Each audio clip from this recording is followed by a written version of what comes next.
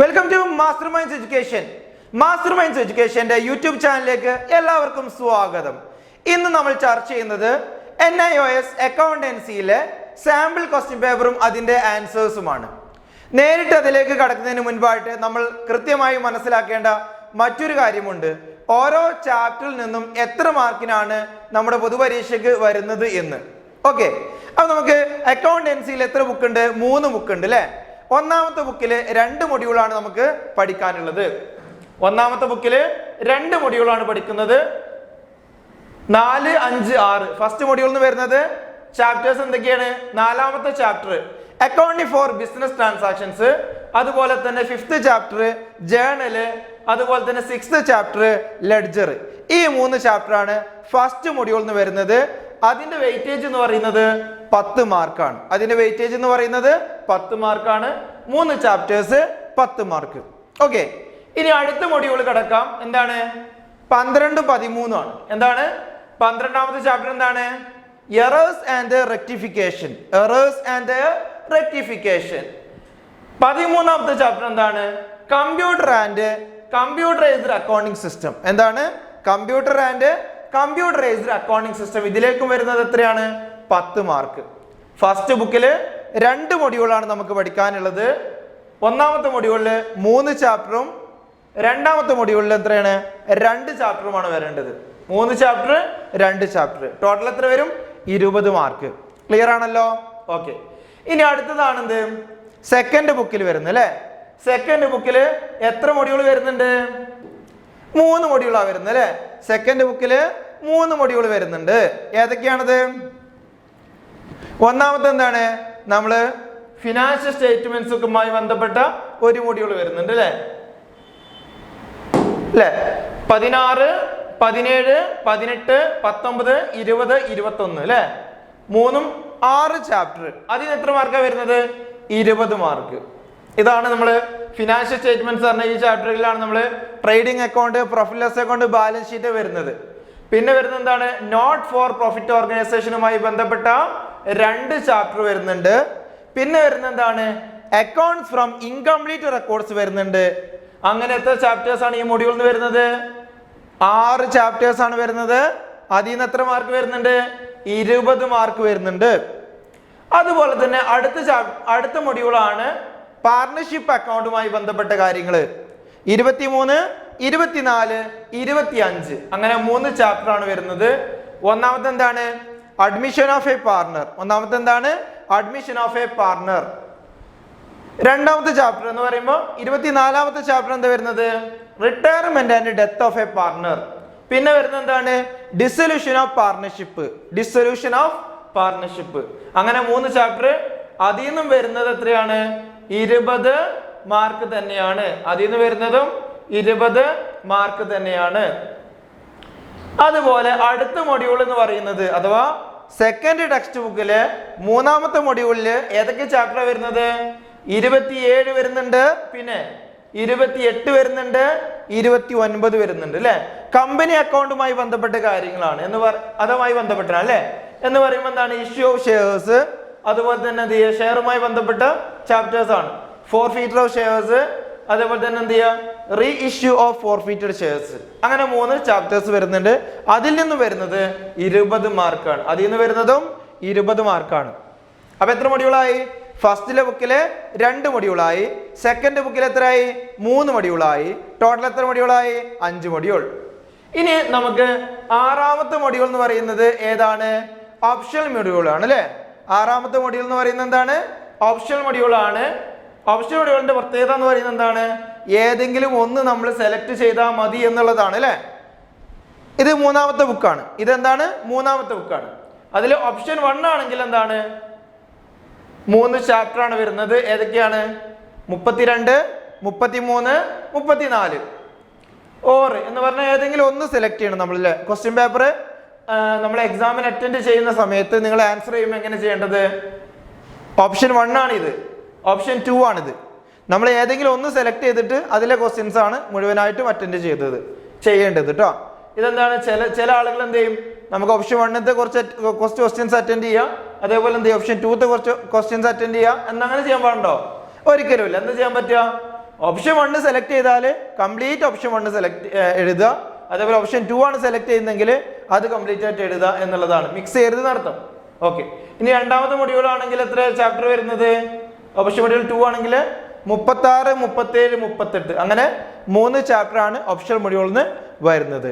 ഇനി നമുക്ക് നോക്കാനുള്ളത് sample question പേപ്പറിലെ ഓരോ ചോദ്യവും വിശദമായിട്ട് നമുക്ക് ചർച്ച ചെയ്യാം.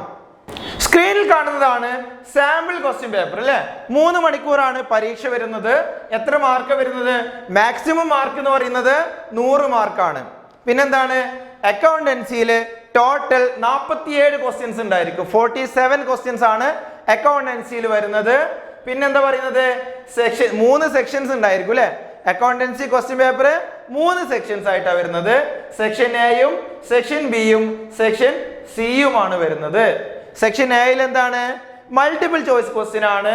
ക്വസ്റ്റ്യൻ നമ്പർ 1 മുതൽ 20 വരെ, ക്വസ്റ്റ്യൻ നമ്പർ 1 മുതൽ 20 വരെ വരുന്നത് മൾട്ടിപ്പിൾ ചോയ്സ് ക്വസ്റ്റ്യൻ ആണ്. എന്ന് പറയുമ്പോൾ എന്താണ്, അതിലെന്താ ചോയ്സസ് ഉണ്ടായിരിക്കും അല്ലെ. അതിൽ നിന്ന് നമുക്ക് ഏറ്റവും സ്യൂട്ടബിൾ ആയിട്ടുള്ളത് സെലക്ട് ചെയ്യുക എന്നുള്ളതാണ്. ഓക്കെ, ഇനി നമുക്ക് എന്താണ് അടുത്തത്, എന്താണ് സെക്ഷൻ ബി ആണ് വരുന്നത് അല്ലെ. സെക്ഷൻ ബി എന്താണ്, ഇതേപോലെ തന്നെ മൾട്ടിപ്പിൾ ചോയ്സ് അല്ല, ഒബ്ജക്റ്റീവ് ടൈപ്പ് ക്വസ്റ്റ്യൻസ് ആണ് വരുന്നത്. അതിലെന്താണ് 2 മാർക്ക് വീതമാണ് വരുന്നത്. ഓക്കെ, 2 മാർക്ക് വീതമുള്ള ചോദ്യങ്ങളാണ് സെക്ഷൻ എയിൽ വരുന്നത്. 2 മാർക്കിന്റെയും അതുപോലെ തന്നെ 4 മാർക്കിന്റെയും ചോദ്യങ്ങൾ. ഓക്കെ, സെക്ഷൻ ബിയിൽ എന്താണ് 2 മാർക്കിന്റെ ചോദ്യങ്ങളും അതുപോലെ തന്നെ 4 മാർക്കിന്റെ ചോദ്യങ്ങളുമാണ് വരുന്നത്.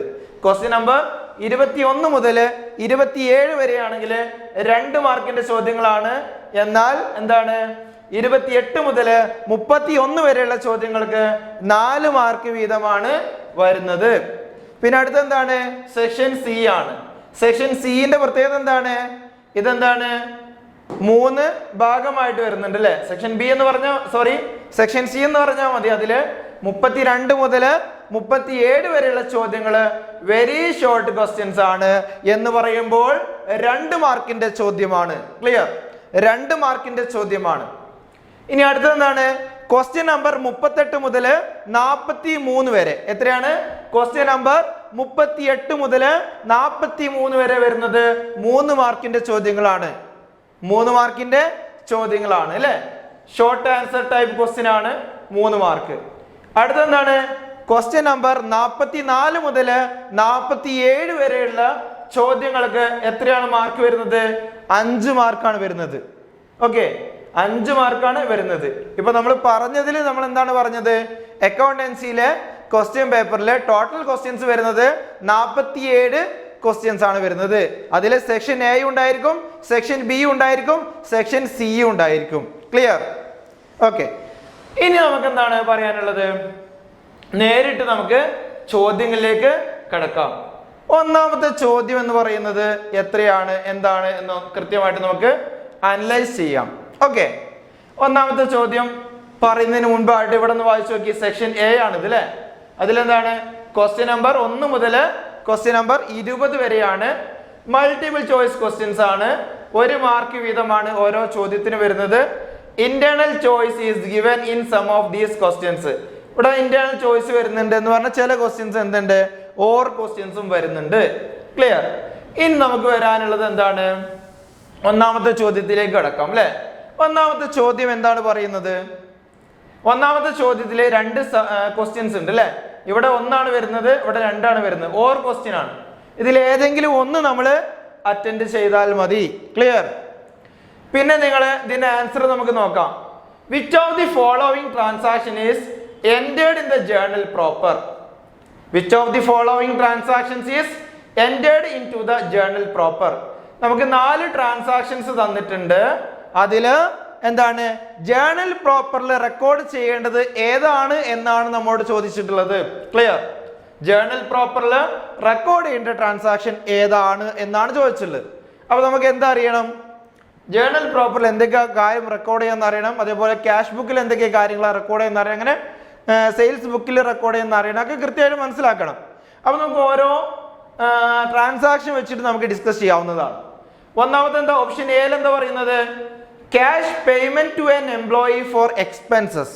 Cash payment to an employee for expenses. അതെന്താണ്, അത് എവിടെ റെക്കോർഡ് ചെയ്യുക? ജേണൽ പ്രോപ്പറിലാണോ? അല്ല. എവിടെ റെക്കോർഡ് ചെയ്യുക?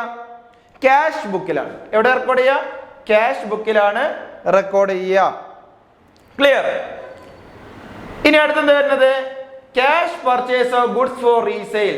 Cash purchase of goods for resale അതെന്താ വരിക? ക്യാഷ് ബുക്കാണ്. ഇത് രണ്ടും ഞാൻ ക്യാഷ് ബുക്ക് എന്ന് പറഞ്ഞപ്പോൾ ചിലർക്കെങ്കിലും സംശയം ഉണ്ടായിരിക്കും, എന്തൊക്കെ കാര്യങ്ങളാണ് ക്യാഷ് ബുക്കിൽ വരിക എന്നുള്ളത് അല്ലേ? എന്തൊക്കെ കാര്യങ്ങളാണ് ക്യാഷ് ബുക്കിൽ വരുന്നത്? എല്ലാ ക്യാഷ് ട്രാൻസാക്ഷൻസും റെക്കോർഡ് ചെയ്യുന്ന ബുക്കിന് പറഞ്ഞ പേരാണെന്ത്? ക്യാഷ് ബുക്ക് എന്ന് പറയുന്നത് അല്ലേ? എല്ലാ ക്യാഷ് ട്രാൻസാക്ഷൻസും റെക്കോർഡ് ചെയ്യുന്നു. അത് ക്യാഷ് പേയ്മെന്റ് ആണെങ്കിലും ക്യാഷ് റെസിപ്റ്റ് ആണെങ്കിലും ഒക്കെ. ക്യാഷ് ട്രാൻസാക്ഷൻ ആണെങ്കിൽ ക്യാഷ് ബുക്കിലാണ് റെക്കോർഡ് ചെയ്യുക. ക്ലിയർ? ഇനി അടുത്ത് അപ്പൊ രണ്ട് കാര്യങ്ങൾ ക്ലിയർ ആയി. ഇനി മൂന്നാമത്തെ എടുക്കട്ടെ, നാലാമത്തെ നോക്കാം. Credit purchase of goods for resale. Credit purchase of goods for resale എന്ന് പറഞ്ഞാൽ അതിന്റെ അർത്ഥം എന്താണ്? കടത്തിന് സാധനങ്ങൾ പർച്ചേസ് ചെയ്തു. എന്താണ് ഗുഡ്സ് എന്ന് പറഞ്ഞാല്? ഏത് സ്ഥാപനമാണെങ്കിലും അവർ ഡീൽ ചെയ്യുന്ന പ്രൊഡക്റ്റിനെയാണ് നമ്മൾ ഗുഡ്സ് എന്ന് പറയുന്നത്. ഏത് സ്ഥാപനമാണെങ്കിലും അവർ ഡീൽ ചെയ്യുന്ന പ്രൊഡക്റ്റ് എന്താണോ അതാണ് ഗുഡ്സ് എന്ന് പറയുന്നത്. അത്ര മനസ്സിലാക്കിയാൽ മതി. അപ്പോൾ credit purchase of goods for resale എന്ന് പറഞ്ഞാൽ എന്താ ഉദ്ദേശിക്കുന്നത്? കടത്തിന് നമ്മൾ സാധനങ്ങൾ പർച്ചേസ് ചെയ്തു. കടത്തിന് നമ്മൾ സാധനങ്ങൾ പർച്ചേസ് ചെയ്തു. അതേത് ബുക്കിലാണ് റെക്കോർഡ് ചെയ്യുക? പർച്ചേസ് ബുക്കിലാണ് റെക്കോർഡ് ചെയ്യുക. എവിടെ റെക്കോർഡ് ചെയ്യുക? പർച്ചേസ് ബുക്കിലാണ് റെക്കോർഡ് ചെയ്യുക. ഇത് പർച്ചേസ് ബുക്കിലാണ് റെക്കോർഡ് ചെയ്യുക. ഇതുമായി ബന്ധപ്പെട്ട കാര്യങ്ങൾ ചർച്ച ചെയ്യുമ്പോൾ നമുക്ക് സെയിലുമായി ബന്ധപ്പെട്ട കാര്യങ്ങളും ചർച്ച ചെയ്യാം. ക്രെഡിറ്റ് പർച്ചേസ് ഗുഡ്സ് നമ്മൾ പറഞ്ഞെങ്കിൽ അടുത്തെന്താണ്? ക്രെഡിറ്റ് സെയിൽ ഓഫ് ഗുഡ്സ് എന്ന് പറയാം. എന്താണ്? ക്രെഡിറ്റ് സെയിൽ ഓഫ് ഗുഡ്സിന്റെ കേസിലാണെങ്കിൽ അത് എവിടെ റെക്കോർഡ് ചെയ്യാം? അത് സെയിൽസ് ബുക്കിലാണ് റെക്കോർഡ് ചെയ്യുക. എവിടെ റെക്കോർഡ് ചെയ്യാം? സെയിൽസ് ബുക്കിലാണ് റെക്കോർഡ് ചെയ്യുക. ക്രെഡിറ്റ് പർച്ചേസ് ഗുഡ്സ് ആയതുകൊണ്ട് പർച്ചേസ് ബുക്കാണ്. എന്നാൽ ക്രെഡിറ്റ് സെയിൽ ഓഫ് ഗുഡ്സ് ആണെങ്കിൽ എവിടെ വരിക? സെയിൽസ് ബുക്കാണ് വരിക. ക്ലിയർ ആയല്ലോ? ഓക്കെ. പിന്നെ നമുക്ക് വേറെ കാര്യങ്ങൾ വരുന്നത് പർച്ചേസ് റിട്ടേൺ, അതേപോലെ സെയിൽസ് റിട്ടേൺ ഒക്കെ വരാം അല്ലെ? പർച്ചേസ് റിട്ടേൺ ആണെങ്കിൽ പർച്ചേസ് റിട്ടേൺ ബുക്കിലാണ് വരുന്നത്. സെയിൽസ് റിട്ടേൺ ആണെങ്കിൽ സെയിൽസ് റിട്ടേൺ ബുക്കിലാണ് വരുന്നത്. ഇതിലൊന്നും വരാത്ത കാര്യങ്ങൾ വരുന്നതാണ് എവിടെയാ? ജേണൽ പ്രോപ്പറിൽ വരിക. അതിലൊന്നും വരാത്ത എവിടെ വരിക? ജേണൽ പ്രോപ്പറിലാണ് വരിക. ക്ലിയർ? അപ്പോൾ ഞാൻ ഡീറ്റെയിൽഡ് ആയിട്ട് കിടക്കുന്നില്ല. ടെക്സ്റ്റ് ബുക്കിലാണെങ്കിൽ ഫസ്റ്റ് ബുക്കിൽ 98-99 പേജ് നമ്പറിൽ ഇതിന്റെ ഫുൾ ഡീറ്റെയിൽ ഉണ്ട്. നിങ്ങൾക്ക് എക്സാമ്പിൾ സഹിതം നോക്കാവുന്നതാണ്.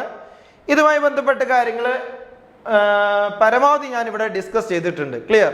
അപ്പൊ അത് ഇതുവരെ പഠിക്കാത്തൊരു സ്റ്റുഡന്റ് ആണെങ്കിലും ഈ ഒരു കാര്യങ്ങൾ കൃത്യമായിട്ട് മനസ്സിലാക്കാൻ സാധിക്കുന്നതാണ്. ഇനി നമ്മൾ റിപ്പീറ്റ് ചെയ്ത് പറയുന്നില്ല. സംശയങ്ങളുള്ളവർക്ക് എന്ത് ചെയ്യുക? ഒന്നുകൂടെ വീഡിയോ റിപ്പീറ്റ് ചെയ്ത് കാണാം. ഓക്കെ. അപ്പൊ ഇനി അടുത്തെന്താണ്? സി ആണ് അല്ലെ? അപ്പൊ സി ആണ് എന്ത് വരുന്നത്? ജേണൽ പ്രോപ്പറിൽ നമ്മൾ റെക്കോർഡ് ചെയ്യുന്നത്. ഇനി അടുത്തതിലേക്ക് കിടക്കാം. അടുത്തത് എന്താണ്? സോറി, ഇതിന് ആൻസർ എഴുതുമ്പോൾ എങ്ങനെ എഴുതേണ്ടത്? ആൻസർ എഴുതുമ്പോൾ നിങ്ങൾ എഴുതേണ്ട ഒരു കാര്യമുണ്ട്. ഒന്നാമത്തെ ചോദ്യമാണ് സെലക്ട് ചെയ്യുന്നത്. അപ്പൊ 1 അതിലെന്താണ്? അതിലിവിടെ 2 ചോയ്സ് ഉണ്ട്. ഒന്നാമത്തേതാണ് സെലക്ട് ചെയ്യുന്നെങ്കിൽ 1 എന്ന് എഴുതിയിട്ട് എന്ത് ചെയ്യാം? അതിൽ നിങ്ങൾ ഏതാ എഴുതുന്നത്? എ ആണെങ്കിൽ അല്ല, സോറി, ഇവിടെ ആൻസർ സി അല്ലേ? അപ്പൊ സി എന്ന് എഴുതിയിട്ട് ഈ ആൻസർ മുഴുവനായിട്ട് എഴുതണം. ക്ലിയർ? അല്ലാതെ 1 എന്ന് എഴുതിയിട്ട് സോറി 1 എഴുതിയിട്ട് സി എന്നിട്ടാൽ ശരിയാവില്ല. 1 എന്നിട്ടിട്ട് സി എന്ന് മാത്രം എഴുതുകയാണെങ്കിൽ എന്താ പ്രശ്നമുള്ളത്? 1-ൽ 2 ക്വസ്റ്റ്യൻ ഉണ്ട്. അപ്പൊ അതൊരു ബുദ്ധിമുട്ടുള്ള കാര്യമാണ്. അപ്പൊ നിങ്ങൾ എന്ത് ചെയ്യണം? ഇതിലിപ്പോ കണ്ടില്ലേ, ഇവിടെ 1 എന്നുണ്ട്. അപ്പൊ 1-ൽ 1 സി എന്നിട്ടാലും ശരിക്കും ഉത്തരം ആവും. പക്ഷേ ക്വസ്റ്റ്യൻ പേപ്പറിൽ എന്താണ് ചിലപ്പോൾ ഇങ്ങനെ നമ്പർ 1 അതേപോലെ 1-ന്റെ ഉള്ളിൽ സബ് ക്വസ്റ്റ്യൻ ഉണ്ടാവണമെന്ന് ഉറപ്പൊന്നുമില്ല. അതുകൊണ്ട് നിങ്ങൾ പഠിക്കുമ്പോൾ എങ്ങനെ പഠിച്ചു വെക്കുക? കൺഫ്യൂഷൻ ഒന്നും ഉണ്ടാവാതിരിക്കാൻ വേണ്ടി എന്ത് പഠിച്ചു വെക്കുക? ഇങ്ങനെ എഴുതിയിട്ട് ഇപ്പൊ 1 ഉണ്ടെങ്കിൽ 1 എഴുതുക. 1-ൽ 1 ഇവിടെ ഉണ്ടെങ്കിൽ 1 എഴുതുക. 1-ൽ 1 അല്ലേ? ഇല്ലെങ്കിൽ 1 എന്ന് എഴുതിയിട്ട് സി എന്ന് എഴുതുക. കറക്ഷൻ ഓഫ് എറർ എന്ന് എഴുതുക. അപ്പൊ ഇതിന് കൺഫ്യൂഷൻ ഇല്ല, ഇതാവൂല. ഞാൻ പറഞ്ഞ കാര്യം ക്ലിയർ അല്ലേ? ചുരുക്കി പറയാം. എന്താണ് ഇതെന്താ? 1 എഴുതുക, എന്താ സബ് ക്വസ്റ്റ്യൻ 1 അല്ലേ? അപ്പൊ 1 എഴുതുക. എന്നിട്ട് എന്ത് ചെയ്യാം? സി എന്ന് എഴുതുക. അതിന്റെ ഫുള്ള് എഴുതിയെടുക്കുക. അത് ഏത് വിഷയത്തിന്റെ കേസിലാണെങ്കിലും നിങ്ങൾ ഇതുപോലെ തന്നെ ചെയ്താൽ മതി. ക്ലിയർ? അല്ലാതെ സി എന്ന് മാത്രം എഴുതരുത്, ഫുള്ളായിട്ട് എഴുതണം. ഓക്കെ. ഇനി നമുക്ക് രണ്ടാമത്തെ ചോദ്യത്തിലേക്ക് കിടക്കാം. എന്താണ് രണ്ടാമത്തെ ചോദ്യത്തിലേക്ക് കിടക്കാം? എന്താണ് രണ്ടാമത്തെ ചോദ്യം പറയുന്നത്? Transfer voucher is prepared for. നിങ്ങൾ ചെയ്യുമ്പോൾ എന്താണ്, ഏതെങ്കിലും ഒരു ചോദ്യം സെലക്ട് ചെയ്താൽ മതി. പക്ഷേ നമ്മൾ ഡിസ്കസ് ചെയ്യുന്നത് ഓർ ക്വസ്റ്റ്യൻസ് കൂടെ പറഞ്ഞു പോവാണ്. നിങ്ങൾക്ക് ഇഷ്ടമുള്ളത് സെലക്ട് ചെയ്യാവുന്നതാണ്. ക്ലിയർ? അപ്പൊ transfer voucher is prepared for dash എന്ന് പറഞ്ഞ ഓപ്ഷൻസ് അല്ലേ. ക്രെഡിറ്റ് പർച്ചേസ് വരുന്നുണ്ട്, പിന്നെ ഡിപ്രിസിയേഷൻ ഓൺ അസറ്റ്സ് വരുന്നുണ്ട്, പിന്നെ ഡിപ്രിസിയേഷൻ ഓഫ് അസറ്റ്സ് വരുന്നുണ്ട്, പിന്നെ ഡിപ്രിസിയേഷൻ അസറ്റ്സ് രണ്ടെണ്ണമാണ് വരുന്നത് അല്ലേ. ഡിപ്രിസിയേഷൻ അസറ്റ്സ്, അതേപോലെ ഓൾ ഓഫ് ദീസ്. എന്താണ് ഉദ്ദേശിക്കുന്നത്? ട്രാൻസ്ഫർ വൗച്ചർ എന്ന് പറഞ്ഞാൽ എന്താണ് എന്നുള്ളതാണ് അല്ലേ. ട്രാൻസ്ഫർ വൗച്ചർ പറയുമ്പോൾ നിങ്ങൾ മനസ്സിലാക്കേണ്ട മറ്റൊരു കാര്യമുണ്ട്. എന്തൊക്കെ വൗച്ചറുകളാണ് വരുന്നത്? ഓക്കെ, അപ്പൊ നമുക്ക് ടൈപ്സ് ഓഫ് അക്കൗണ്ടിങ് വൗച്ചേഴ്സിനെ കുറിച്ച് നമുക്ക് ഡിസ്കസ് ചെയ്യാം. ടൈപ്സ് ഓഫ് അക്കൗണ്ടിങ് വൗച്ചർ എന്ന് പറഞ്ഞാൽ എന്താണത്? രണ്ടായിട്ട് തരംതിരിച്ചിട്ടുണ്ട് അല്ലെ. അക്കൗണ്ടിങ് വൗച്ചേഴ്സിനെ രണ്ടായിട്ട് തരംതിരിച്ചിട്ടുണ്ട്. അതെന്താണ്? ക്യാഷ് വൗച്ചർ എന്നും നോൺ ക്യാഷ് വൗച്ചർ എന്നും. എന്താണ്? ക്യാഷ് വൗച്ചർ എന്നും നോൺ ക്യാഷ് വൗച്ചർ എന്നും. ക്യാഷ് വൗച്ചറിനെ രണ്ടായിട്ട് തരംതിരിച്ചിട്ടുണ്ട്. അതാണ് എന്ത്? ഡെബിറ്റ് വൗച്ചർ എന്നും ക്രെഡിറ്റ് വൗച്ചർ എന്നും. ഡെബിറ്റ് വൗച്ചർ ഉപയോഗിക്കുന്നത് എന്തിനാണ്? ഫോർ ക്യാഷ് പേയ്മെന്റ്സ് അല്ലെ. പേയ്മെന്റ്സിന് വേണ്ടിയിട്ടുള്ളതാണ് ഏത്? ഡെബിറ്റ് വൗച്ചർ അല്ലെ, ക്യാഷ് പേയ്മെന്റ്സ്. അതേപോലെ തന്നെ ക്യാഷ് റെസീപ്റ്റ് ആണെങ്കിലുള്ളതാണ് എന്ത്? Credit voucher. നമുക്ക് ക്യാഷ് കിട്ടുന്നതാണെങ്കിൽ ഏതാണ്? ക്രെഡിറ്റ് വൗച്ചർ ആണ്.